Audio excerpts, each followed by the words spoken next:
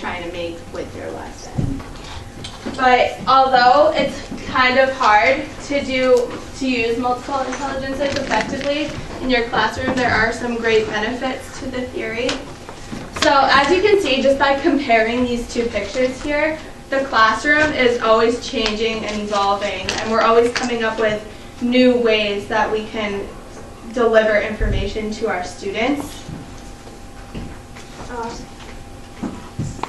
And that's partly it's a problem because some of today's teaching methods are still based off of those old methods that were used way back when.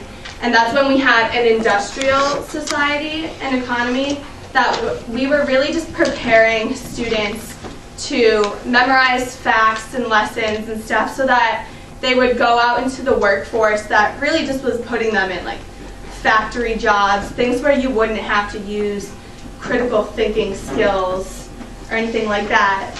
But today we have an innovation economy, and that is a lot different in the sense that we're an economy that's focused on creating new things and ideas and new sciences and just in general, just a whole new, like all new ways to do things.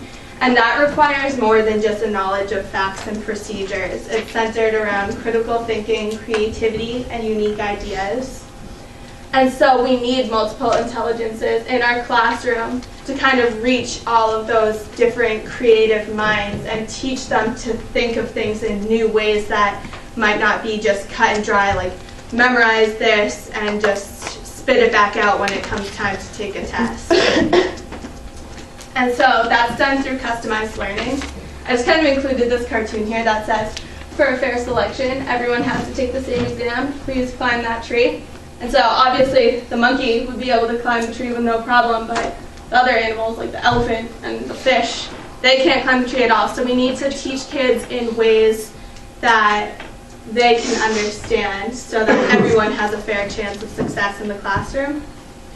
And that's done through individuation and pluralization, which are the two applications that Howard Gardner believes should be used with multiple intelligences in the classroom. Individuation is kind of taking into consideration that everyone has their own way of learning and their own intelligence that they're stronger in than others. And it's keeping that in mind when you're teaching the unique students so that you're kind of catering to their intelligence and helping them succeed in a way that's best suited for them. And then, and then there's pluralization, which is teaching the same information in a variety of ways to cater to all students. And kind of, it's different than what Cameron did with having you guys do different activities. It's kind of like, say you're doing a unit on a subject, and in that unit you're reading books about the subject and singing songs about the subject and like doing art projects on the subject. That's kind of the best way that you're going to be able to reach all of the students and make sure they all understand it while not getting lost in kind of the hecticness of trying to include different instruction types in your classroom. And then I wanted to show you a quick clip of this video. It is a school that has based their entire curriculum off of multiple intelligences. And keep in mind while you're watching it how schools can get carried away with multiple intelligences and lead students to kind of become focused on their intelligence, which Casey will talk to you about after.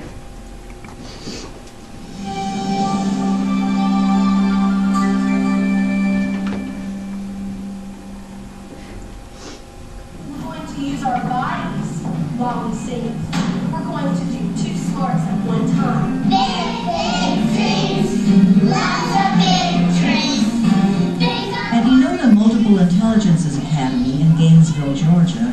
The question is not how smart are you? The question is how are you smart? I'm word smart because I love to read and I love to write. I am mostly visual smart. I'm body smart because I like sports and to dance. Nature smart and people smart. Because if it was only one smart school, and at least if I didn't know something, it wouldn't make me feel like a total idiot. Enola Elementary is one of a handful of schools in America with curriculum based on the theory of multiple intelligences. The theory suggests that there are 8 different ways in which humans learn.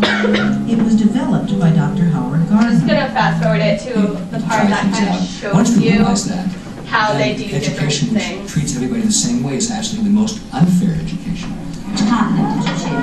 In Amy Anderson's first grade class, students work at various stations that utilize different smarts. My job is never boring.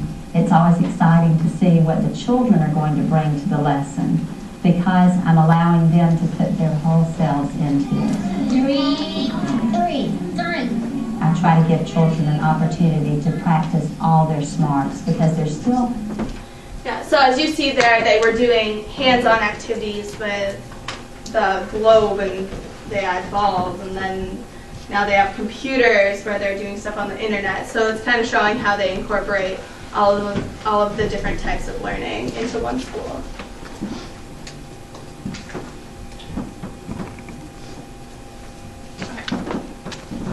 Alright, so I'm going to talk about the tests. So if you guys want to open it up.